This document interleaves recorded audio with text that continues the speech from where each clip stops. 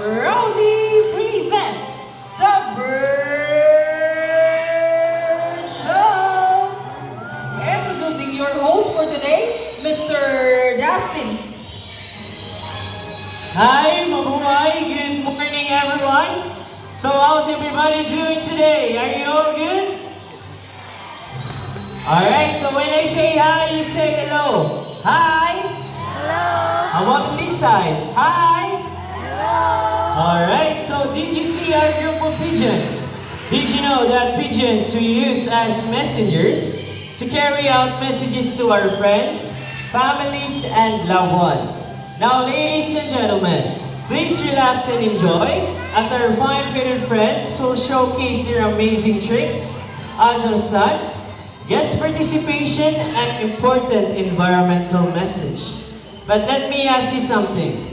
Are you ready to be amazed to our fine-fitted friends? Alright, now to start with, let me call on my partner here on stage, Mr. Romnek, together with our blue and gold macaw named Amigo. So Amigo originates in South America, but inhabits in the rainforest of Brazil. As he is a very responsible bird, he loves to keep his environment clean. Now let's see what Amigo will do.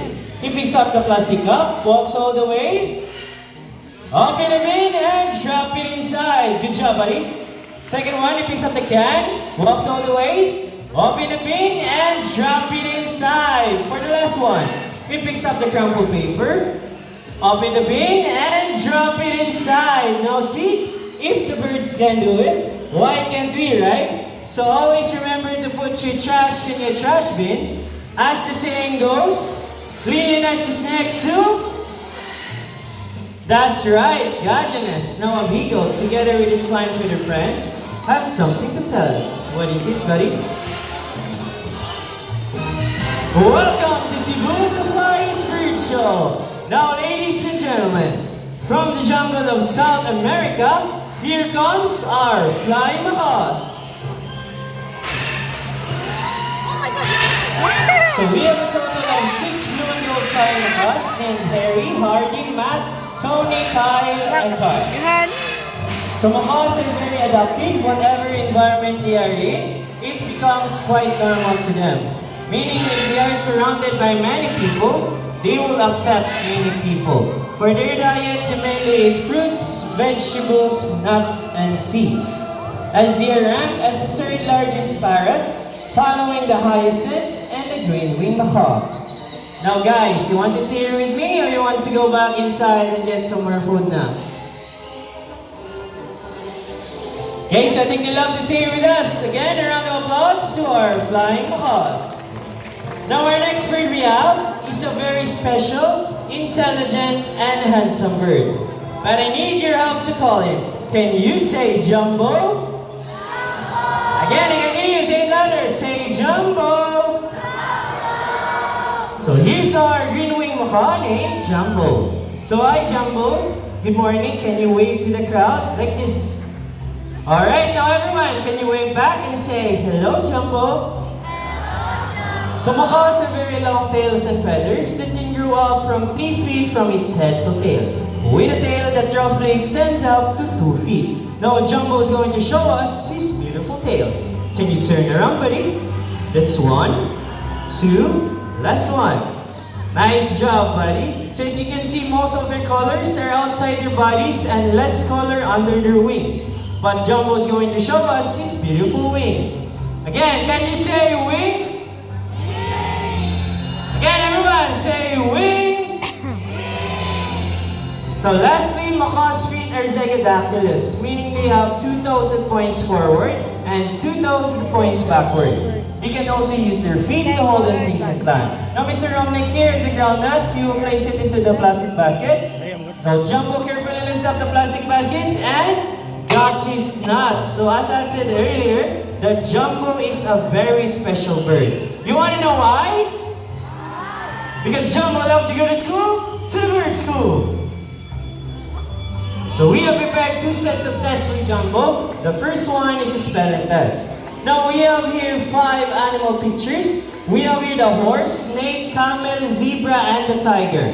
Now everyone, I need you to choose one animal picture please. What would it be? Say a letter.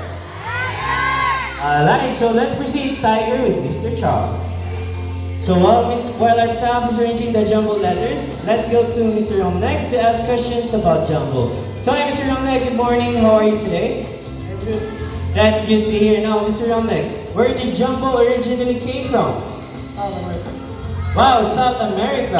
But he loves to stay here in the Philippines, right? Yes. Alright, so I think we're all set and ready. Jumbo buddy, take a good look at the picture. Can you spell out the tiger word correctly? First letter, buddy. He picks out the letter T, and for the second letter, he picks out the letter I for the third one. He picks out the letter G, and for the next letter, buddy, you're almost there. He picks out the letter E for the last letter. Last one, buddy. Alright, take your time. He picks out the letter R. So tiger spells T-I-G-E-R, is it correct? Alright, so since Jumbo did well on the first test, we will make it more difficult. Let's proceed to mathematical tests in addition form. So I need two numbers from 1 to 10. Kindly raise your hands or hand sign please. How about on this side? Numbers from 1 to 10. Alright, I see here 5. How about on this side? Higher than 5. Right, I see here 6. 5 plus 6. So while Mr. Irvin is arranging the jumbo numbers, let's ask more questions about jumbo. Now Mr. Romnek, what are Jumbo's favorite food? Variety of seeds, fruits, and vegetables. So Jumbo's favorite foods are variety of seeds, fruits, and vegetables. My next question, Mr. Romnek, what are Jumbo's favorite subject? English and math. English and math. My last question, Mr. Romnek, where did Jumbo loves to go to school? University of Cebu Safari. University of Cebu Safari. Now let's see how good he is at... So Jumbo buddy, what is 5?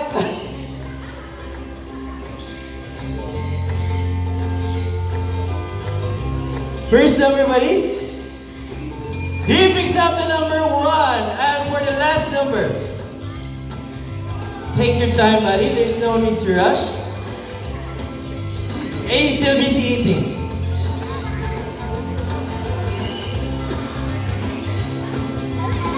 And take your time. He picks up again another 1. So 5 plus 6 is equals to 11. Is it correct? So round of applause for Ginuing Mahoney, Jumbo. So at this moment, I need volunteer.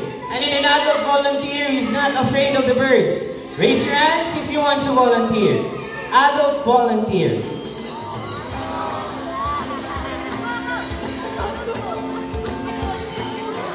Okay, so, alright, we already have our adult volunteer. Can you listen to Ate Shane and Sir Jun's instructions?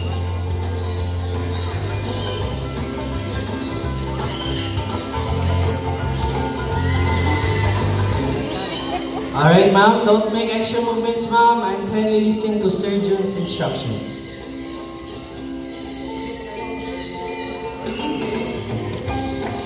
Alright.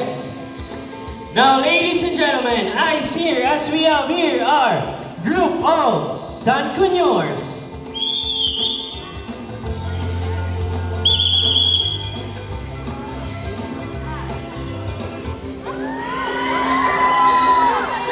So Sancuñors are also known as sand parakeets. They are very playful, social, and have a very loud voice. They are natives to northeastern parts of South America, like Brazil and Venezuela.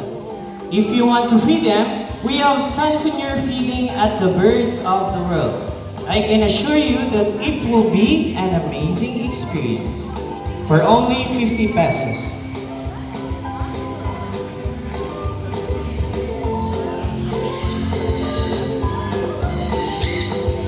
I think the bird likes you, ma'am. Alright, thank you so much, ma'am. You can now take your seat. For our next volunteer, I need an adult volunteer who will stand here at the center of the bridge.